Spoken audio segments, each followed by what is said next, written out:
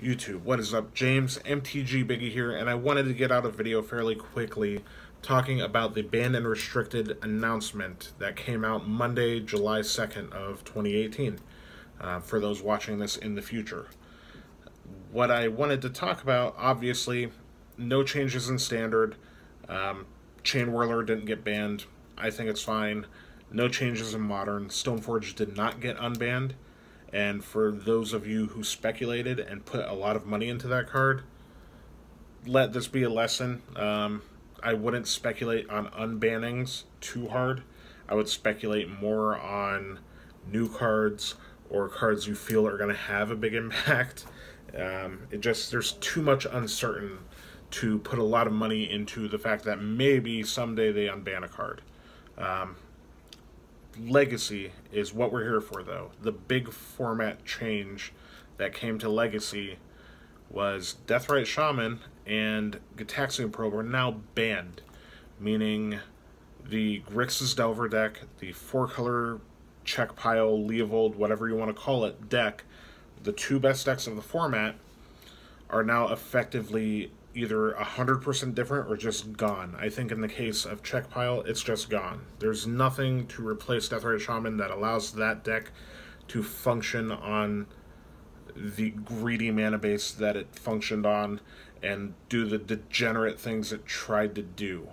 Grixis Delver, there's likely to be a Grixis Delver deck. It's going to look totally different, maybe be a little more burn heavy, rely a little bit more on red, or rely more on a delve package or something like that, but it's not going to be the oppressive deck that it was. Because Deathrite Shaman, for those who don't know, is a 1-drop that does more things than almost any 1-drop ever has from the history of Magic, maybe with exception of like Ancestral Recall. Not equating, don't get it twisted, I'm not saying Deathrite Shaman equal to Ancestral or almost Ancestral. I'm just saying for the low cost of 1 mana, you get mana fixing, so you can play 4-color decks without worrying about it. 4-color decks plus Wastelands without worrying about it. You get Graveyard Hate built into your main deck for hate against decks like Reanimator or Dredge or decks that depend on the graveyard. You get a 1/2 body that blocks a lot of small creatures in the format, coincidentally. You get the ability to end the game. It's a win condition in itself.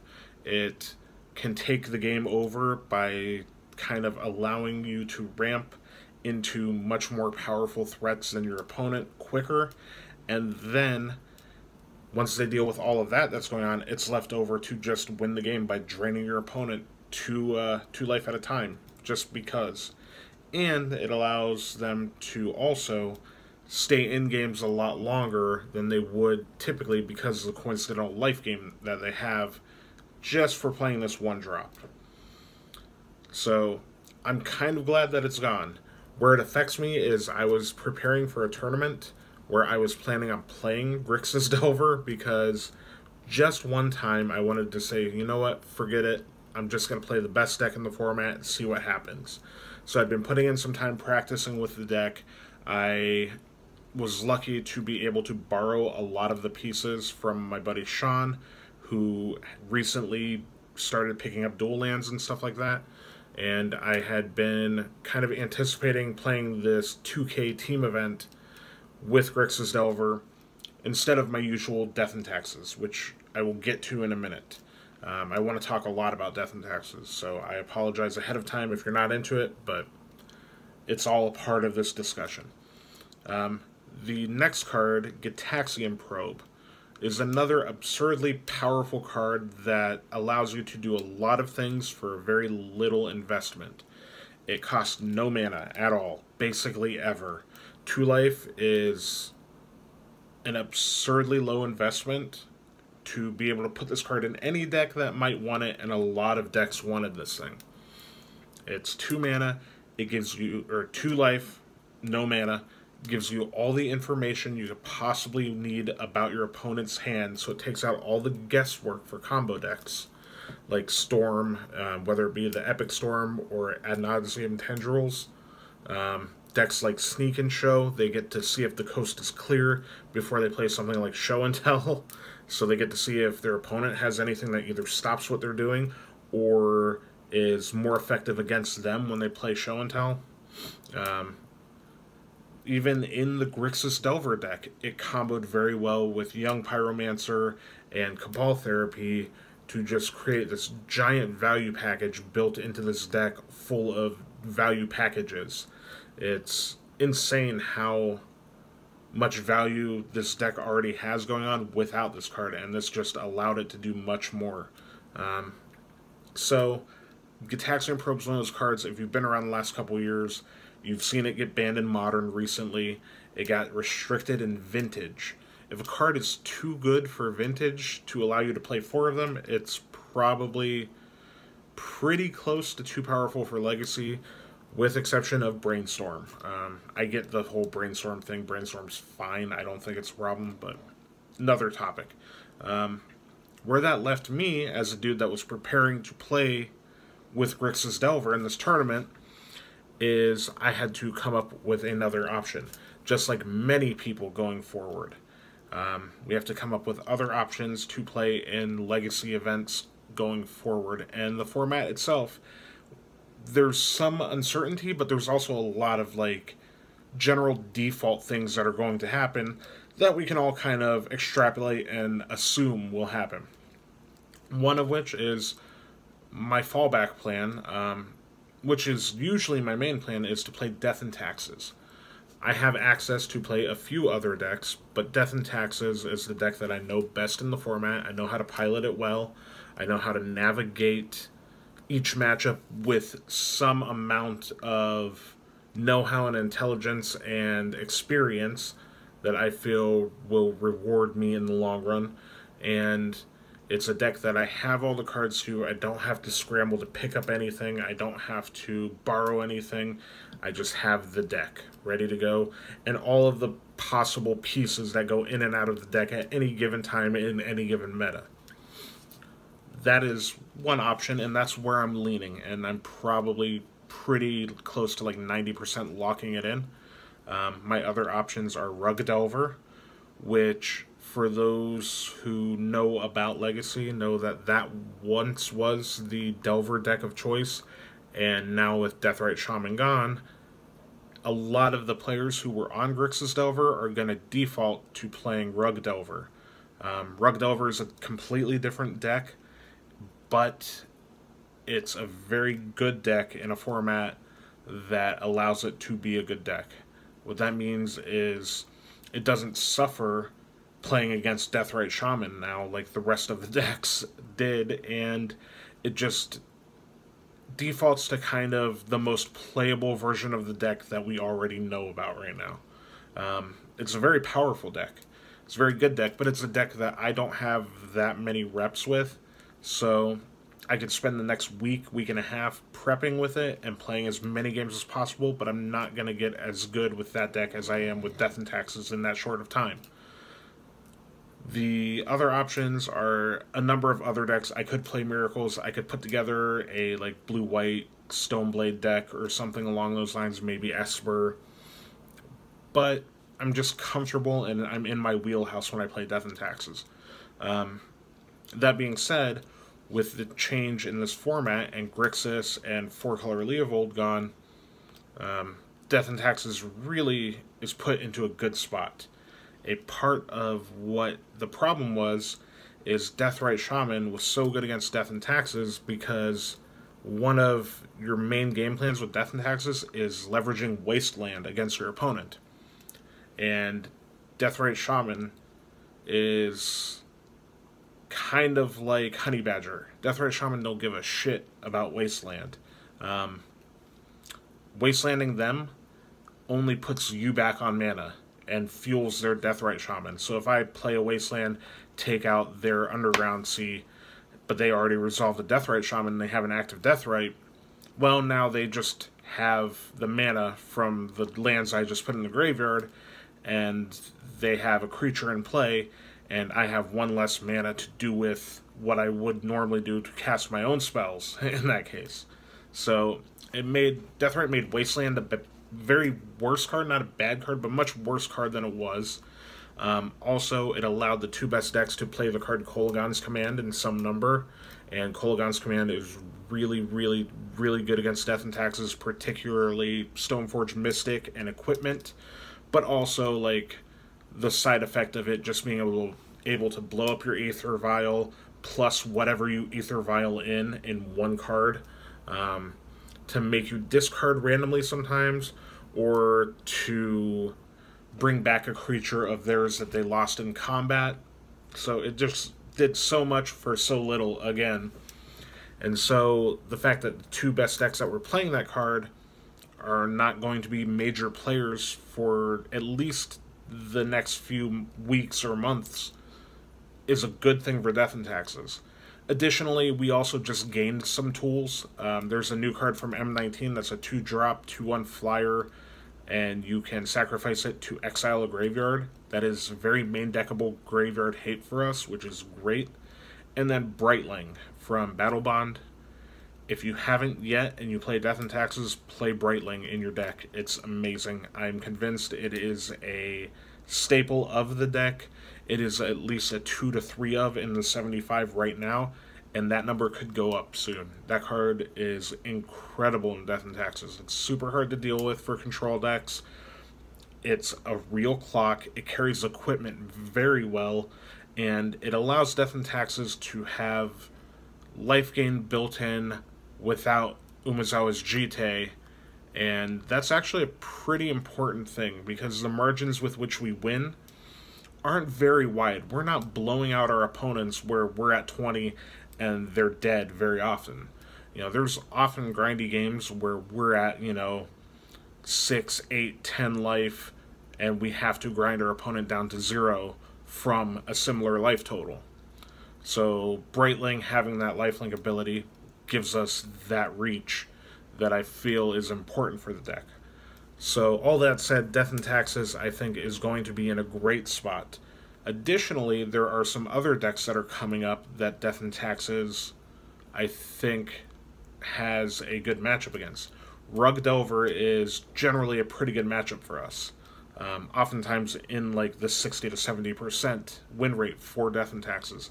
So if that's the default Delver deck people are playing, Death and Taxes can kind of prey on that. Additionally, Miracles is going to be probably the level 1 like control deck that many people gravitate toward. Miracles is a solid matchup. It's the most fun matchup in all of Legacy, I'm convinced, is Death and Taxes versus Miracles, because the matchups are very grindy and very dependent upon the knowledge of your deck and how to play around what they're doing. And while I don't think it's super in our favor, it's slightly in our favor. I think it's close to 50-50, just slightly tilted onto our side. Outside of the fact that some very, very good Miracles pilots can definitely beat you at any given day, but it's a fun matchup, so I'm happy to play that matchup over and over again. Reanimator is the other big deck that a lot of people suspect is going to be one of the most tried out decks over the next few weeks, mostly because Deathrite Shaman's gone, and that was main deckable graveyard hate.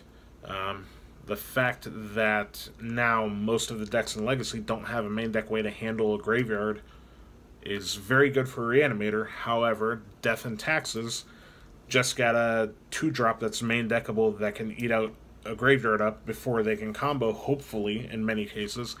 And we have a good sideboard plan for Reanimator with some number of Rest in Peace, Surgical Extraction, Fairy Macabre, if we want it, things like that.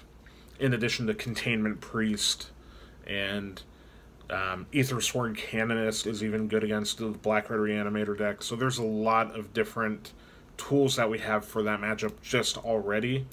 So Death and Taxes is a good place to be. And while I am slightly bummed that I don't get to just try out the Grixis Delver deck for one tournament and that this happens to me a lot. Every time I'm like, you know what, screw it, I'm just going to play the best deck. The best deck gets banned. It's 3 times now. I was planning on playing Blue-Red Delver before Treasure Cruise got banned in Modern. I was planning on playing Splinter Twin before it got banned in Modern at a tournament that was coming up like in a week. And now Grixis Delver. Lesson learned, I guess. I'll just play my like safe Death and Taxes builds or whatever. But that's what Legacy is going to look like for a while. It's going to be some number of those few decks. Some number of combo decks will still be alive and around. And the top dogs are now going to not exist, which is a nice, refreshing change. Additionally, Deathrite Shaman's ban did affect a couple other decks. I'll absolutely mention, actually more than a couple, really. Food Chain, Alurin, Shardless Bug. These are mid-range green-based, green-black-based decks that play Deathrite Shaman to varying effects to try to either combo off or just grind out value very quickly. Maverick is going to have to shift back to the way it was before Deathrite Shaman. That's a deck that I think can easily adjust and is absolutely playable going forward. And then like decks like Elves. Elves is one of those decks that, while Deathrite Shaman was very abusable in it, that deck doesn't need it to survive. That deck can absolutely just replace the 4 Deathrites with whatever number of Llanowar, Fyndhorn, or Elvish Mystics they need, and continue doing what they're doing. So the card had a huge effect on Legacy while it was here, and many players were calling for it to be gone. I'm glad it's gone. I'm glad Death and Taxes is, by default, in a good spot now. That being said, as I end my videos, I generally ask you guys what you all think. This time I had the foresight to get onto Twitter and ask if anybody had any questions that they would like me to address in this specific video about the Ban and Restricted update. First, I have a question from Andrew Hickey. I don't have his Twitter handle handy right now, but he asked, where does this rank in terms of Legacy bannings all time? I can't really speak to all-time Legacy bannings because I took a long break from the game. When I left Magic back in like 2004-ish, Legacy wasn't called Legacy yet. It was called Type 1.5, and the most recent card I remember being banned was World Gorger Dragon. So it was a different world then. I came back to the game like 12 years later, and maybe a year or so after that got back into Legacy, or got into Legacy, period. And so I wasn't around for a lot of the bannings. I know there are cards that have been banned that I'm bummed that I never got a chance to live in the world with them. Survival of the Fittest comes to mind. I'm a big Madness fan. The mechanic itself, Blue-Green Madness or whatever, so I would have liked to see that in Legacy. Recent bannings that have come up since I've been around, like the Treasure Cruise Dig Through Time bans, I think those bans were probably healthy for the format. Other bannings that have gone on since I've been around, there haven't been a ton. Trying to think of what was pretty recent, but Sensei's Divining Top. I was actually a little salty at the top ban. I love playing against Miracles, and I think that deck, while it was clearly the best deck, was fine for the format, and the new version of it is absolutely fine for the format. I think this banning is absolutely healthy for the sake of the format, and I'm good with that. So I'm going to rank it pretty highly up there. He had another question, which I'll clear up here a little bit for those that aren't as familiar. He asked, is WotC trending toward not restricting but banning? And I think this is a misconception some folks may have. They don't restrict cards in any format but Vintage. So there won't be any restricted cards in Legacy. So yes, they are trending toward banning and not restricting, because in every other format but Vintage, cards get banned, they don't get restricted. So to clear that up, don't expect restrictions to happen because they just don't do it in Legacy. And then MTG Griggs II asked, kind of heated it seems, not heated, but in a tone, do you think it's okay for WotC to ruin people's multi-$1,000 decks to fix a format they barely support? And I feel ya on the barely support thing, although I think support for Legacy has grown a bit over the last year or so. I get it.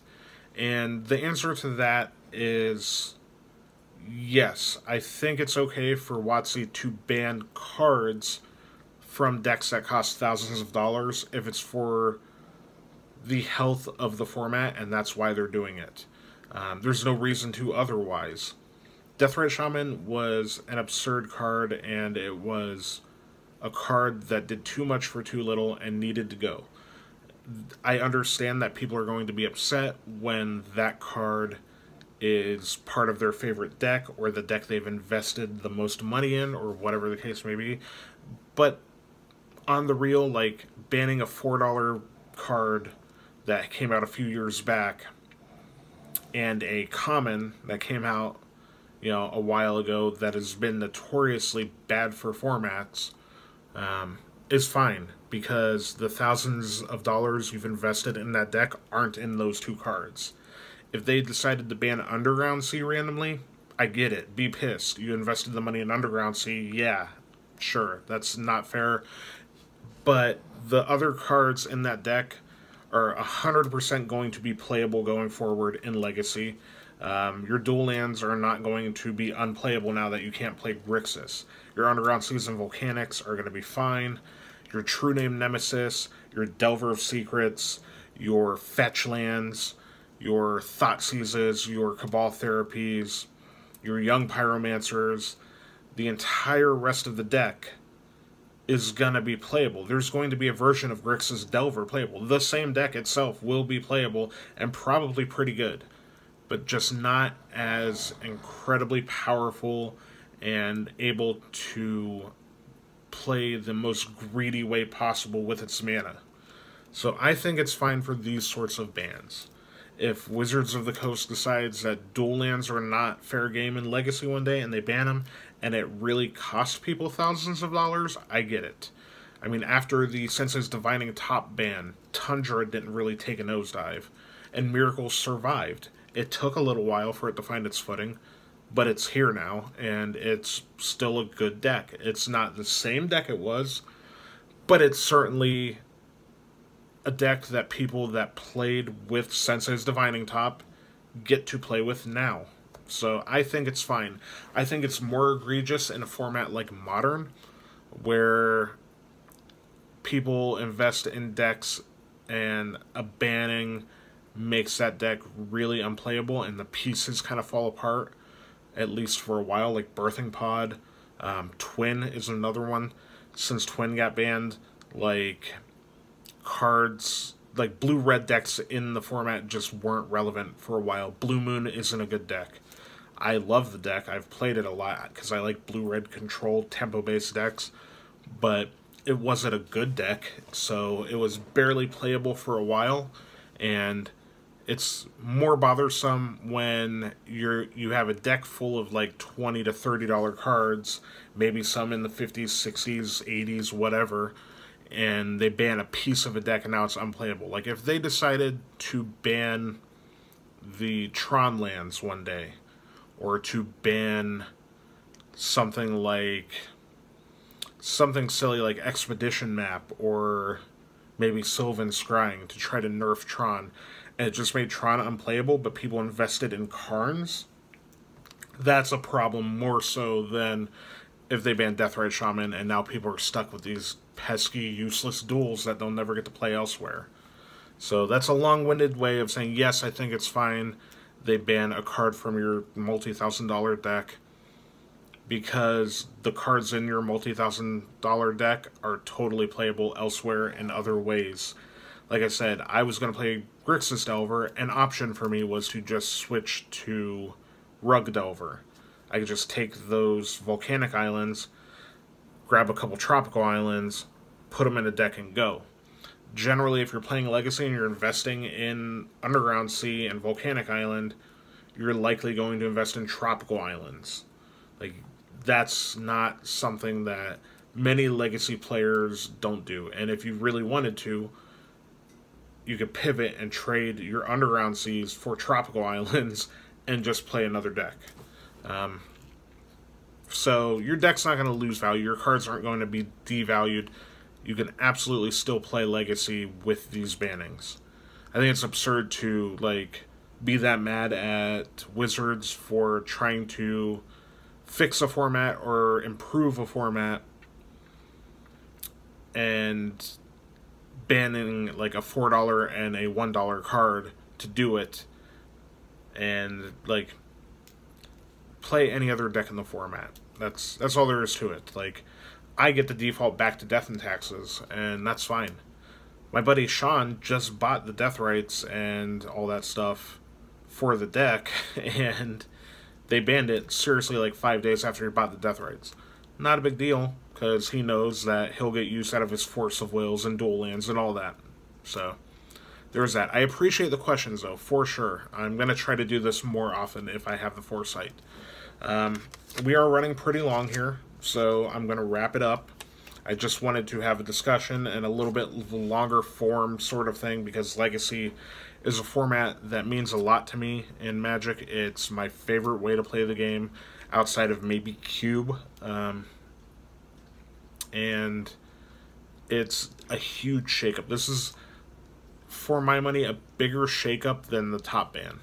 It's obviously, it's 2 cards this time, and it's, one of those cards was not overtly oppressive, but just not healthy in a format that allows you to do a lot of busted things. And when you have the option to play all these other broken cards, and you just stick to like the 3 powerful colors and the best cards across those colors, and don't have to think that much about deck building, I don't think it's that healthy. That being said, I appreciate everyone. For anybody interested in playing Death and Taxes and Legacy, I'm going to probably sometime around or after the tournament I play in, I'm going to make a video probably deck teching my current build wherever I end up, and talking about my results, so look forward to that. And in the meantime, if you haven't yet, I'm going to give a quick shout out to another content creator who's mostly over on Twitch for Death and Taxes resources and whatnot. Phil Gallagher, Thraben University. If you find him on Twitch, I believe his handle is Death and Taxes FTW. He just did a discussion on all of this that went further in depth than I have, so you could check that out. Just give it a search on Twitch, whatever. That being said, I'll link a couple other videos here in the top corners for you guys to check out, and it feels good to be back after a brief absence, even if it's this format. I kind of like this, just talking and answering questions was sweet, so I appreciate it. And if you have not yet and you are new here, click the subscribe button down below, please. If it is anything that you can see yourself being interested in going forward, my content, this is kind of what it's like. And if you click the subscribe button, or you have already subscribed, the bell notification button is very important these days on YouTube. They tell me to encourage people to click it, so please do. And you can always find me, if not on here, on Twitter at MTG Biggie. And I'm going to attempt to make a few more of these videos, and I actually kind of like this longer form. So the next time I have something really, really impactful to talk about, expect to see it here. But like I said, up here, a couple videos, and yeah, if you like what you've seen, stick around and check out some other stuff. I'll talk to you guys again soon.